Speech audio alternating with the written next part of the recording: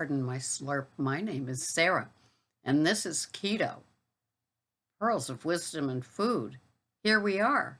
Some of you may just be discovering that I'm back here, and my hair's grown long, and I got my poof going, my pandemic poof. It just looks great with the mask, I'm telling you.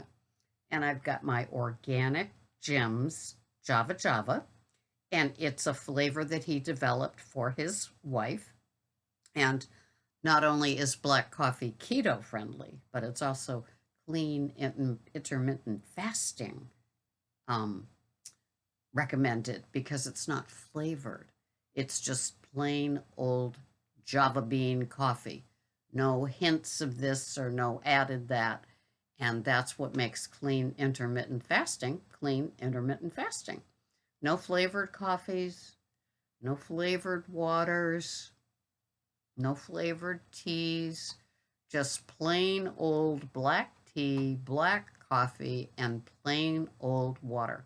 Although my preferred one is Gerolsteiner. Comes in the glass see-through bottles with like a red, white, and blue label. That is my go-to mineral water that I have. And so I practice clean intermittent fasting. It's just a little bit tighter than regular intermittent fasting. And yeah, it's been working for me. And it's made me become a firm believer in not only keto, but if it's keto ish, um, then at least it's when you eat. And for me, it's always just that window of the OMAD. I practice OMAD, and I've spent years all around the keto carnivore world of what works for me. I'm 71 now. Oh my gosh, how did that happen? Well, it happened just like September happened, right? Boy, time goes fast when you're older, doesn't it? So today I find that I have my black coffee. I make a cup of it. I have my cute little, it's kind of English, the plug-in water heater thing, the pot, and I do the pour over with the little screen thing, the little basket into my little double-walled holder for the coffee. Oh yeah, it's fun. And so I do that twice a day. And so I'm having it now. It's 3:39 in the morning while I do this. I'm up early because I have to be at work at my in-store shopper Doug drive up and go for Shaw's at 6 a.m. It's a Sunday as I record this. So I'm still busy, busy, busy, and that works just fine for me. Because that's how I like it. I'm high energy in the morning, and in the afternoon, I am incommunicado. I come home, I put my feet up. I've still got waitress legs after all the years of waitressing and bartending and all of that. And I put my legs up, and we have our OMAD between 2 and 3 in the afternoon. And I can't resist this, I'm sorry. And today is the big green egg. We have a big green egg. If you don't know what it is, you can Google it. And it's this great big green dimpled egg. And it smokes and it grills and it just does all kinds of wonderful things. So today we will cook in a cast iron pot, cover with lid, pot with a lid. It's by Lodge, and I love their cast iron samplings. And so in that is Brussels sprouts and cauliflower and some coconut oil. And Greg will cook that over the flames. And then he has some smoking chips. And we will cook. What else are we having this week? Well, we have these two enormous steaks that he got from the Brazilian butchery yesterday. They total like 6 pounds. They're T-bones. And so, obviously, those are going to last a couple of days. And then what I do with them is I take the leftover bone meat and put it in the crock pot, little bit of a spicy kind of spaghetti sauce. I don't know what I'm having right now. I like Victoria's.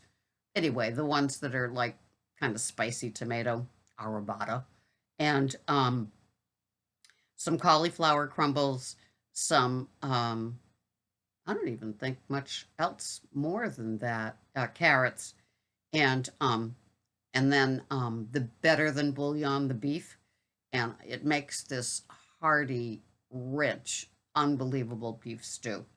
And so I'll make that. So I get to freeze a little, batch two, and then we'll have a meal from that as well. And I do that with chicken too. When I get a rotisserie chicken, I end up making, I've always done chicken on top of the stove though. I don't know, something about the bones. I just don't do it in the crock pot. And same sort of thing, except I have sauteed celery and onions with that. The same thing, cauliflower crumbles. To me, it tastes just like rice in a stew. Perfect.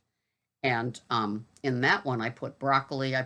Oh, yeah, so on the big green egg, the Brussels sprouts and the cauliflower, and then some grilled zucchini and some grilled yellow squash that, like, I cut, depending on how fat it is, either halve it or quarter it in the long spears, like pickle type things.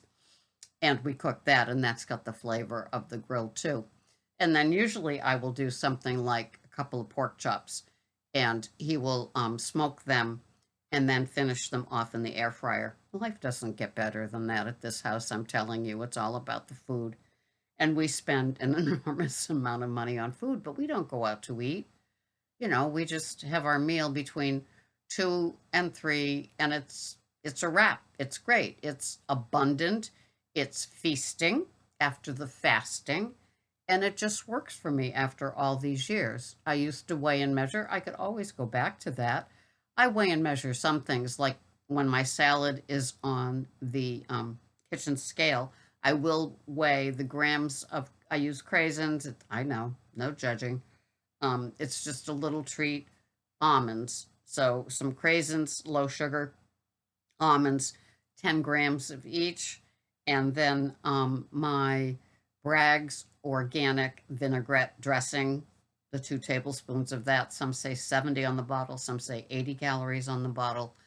And then in my salad, I have 365 coleslaw mix from Whole Foods. I have broccoli coleslaw from Whole Foods.